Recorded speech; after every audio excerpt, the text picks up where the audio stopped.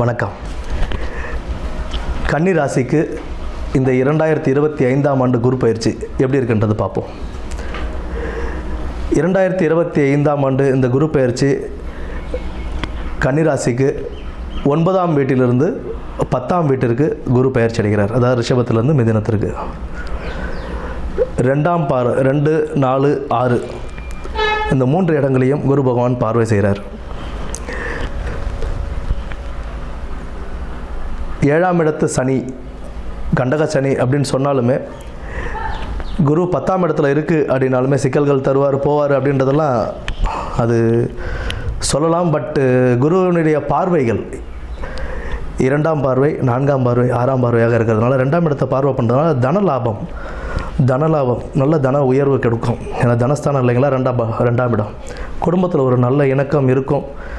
அப்பப்போ சிறிய பிரச்சனைகள் வர்றது தாங்க, அதெல்லாம் மனசில் வச்சுக்காமல் குடும்பத்தில் ஒரு இணக்கமாக இருந்துட்டு போகிறது நல்லது. யாராவது சொன்னால் கூட அதை நம்ம காதில் வாங்காமல் நம்ம பாட்டிக்கு போயிட்டே இருக்கிறது ரொம்ப நிம்மதியாகவே இருக்கும். அடுத்தது தனம் உயர்வு ஏற்படும். வீடு வாகனங்கள் அமையக்கூடிய வாய்ப்புகள் அதிகம் உண்டு. இப்போ வீடு வாகனங்கள் அப்படின்னும்போது ஒரு வீடு வாங்குகிறோம் அப்படின்னா நிலத்து பட்டா இதெல்லாம் கரெக்டாக செக் பண்ணிக்கணும். வீடு கட்டுறீங்க அப்படின்னா அதுக்கான டாக்குமெண்ட்ஸ் எல்லாம் ப்ராப்பராக செக் பண்ணிக்கணும். லோன் போடுறீங்க அப்படின்னா அது நம்மளால் திருப்பி கட்ட முடியுமா செய்ய முடியுமா அப்படின்றத ஒரு தடவை செக் பண்ணிக்கிட்டு நம்ம அதில் இறங்குறதுன்றது ஒரு நல்ல பலனை கொடுக்கும். அஜாக்கிரதையாக இருந்தோம்னா அதனால் வீண் விரயங்கள் ஏற்படும். நம்ம ஒரு விஷயத்தில் இறங்குறோம் அப்படின்னா வீடு வாங்குறதாகட்டும், வாகனங்கள் வாங்குறதா இருக்கட்டும், இல்லை ஏதாவது நல்ல விஷயங்கள் நீங்கள் செய்கிறீங்க அப்படின்னாலும் அதில் ரொம்ப அஜாக்கிரதையாக இல்லாமல் கொஞ்சம் கவனமாக இருந்து செயல்படும்போது உங்களுக்கு அதில் ஒரு நல்ல வீண் செலவுகள் இல்லாமல் அது ஒரு நல்ல பலனாகவே உங்களுக்கு கொடுக்கும்.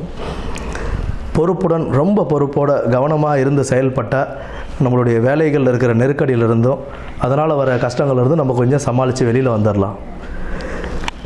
உற்றார் உறவினர் அந்தளவு சிறப்பாக இருக்க மாட்டாங்க. அந்த இடத்துல நம்ம தான் அனுசரித்து போகிறது நல்லது. உற்றார் உறவினர் சிறப்பு தர மாட்டாங்க அப்படின்னா ஏதாவது நீங்கள் ஒரு சின்ன விஷயமாக பேசும்போதும் அதனால் அது பெரிய பிரச்சனையாகிறதுக்கான வாய்ப்புகளும் உண்டு. அப்படின்னும் போது நம்ம தேவையில்லாத வார்த்தைகளோ தேவையில்லாத இதுவோ இல்லாமல் நம்ம பாட்டிக்கு ஃபேமிலி வேணும் அப்படின்னு நினச்சிருந்தோம் அப்படின்னா எல்லாமே நமக்கு நல்லபடியாகவே அமையும். பெரியவர்களுடனும் நண்பர்களுடனும் கொஞ்சம் பேசும்போது கொஞ்சம் பேசும்போது நிதானத்தை கடைப்பிடிச்சி பேசுகிறதுன்றது ரொம்ப சிறப்பு தரும். நீங்கள் யாரையோ நம்பி ஏதோ ஒரு வார்த்தைகள் சொல்ல போக அந்த வார்த்தைகள் வேறு யாருக்காவது போய் அதனால் வரக்கூடிய பிரச்சனைகள்லேருந்து தவிர்த்து வெளில வர்றது ரொம்ப நன்மை பறைக்கும். புதிய தொழில் தொடங்குறதுல ரொம்பவே யோசனை பண்ணி தொடங்குங்க. புதிய தொழில் அப்படின்றது இப்போதைக்கு வேண்டாம். இருக்கும் தொழிலை விரிவுபடுத்திக்கலாம்.